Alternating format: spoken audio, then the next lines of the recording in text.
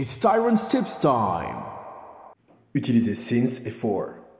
En anglais, pour dire depuis, on peut utiliser for ou since. Mais du coup, c'est quoi la différence? Eh bien, retiens qu'on peut utiliser for avec une durée, qui peut être souvent chiffrée.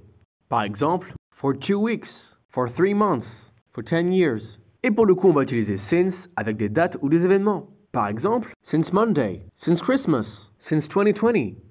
Trop facile. Attends, j'ai pas fini. En français, lorsqu'on veut dire « je fais du vélo depuis 3 ans, je le connais depuis 4 ans », nous, on utilise le présent. Alors que les Anglais utilisent le present perfect. Et pour composer ce temps, c'est très facile. Tu as have suivi du participe passé.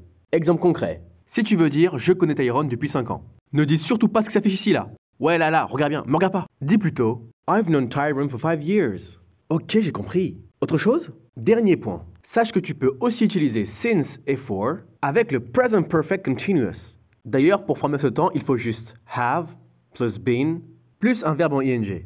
Donc par exemple, si je veux dire « ça fait 5 ans que je travaille avec Tyrone », je vais dire « I've been working with Tyrone for 5 years ». Ok, donc on peut utiliser since et for avec le present perfect, mais aussi avec le present perfect continuous. Mais du coup, c'est quoi la différence entre ces deux temps? Pour faire très simple, retiens seulement ça. Le present perfect et le present perfect continuous sont tous les deux utilisés lorsqu'on parle d'une action qui a démarré dans le passé et qui continue jusqu'à présent.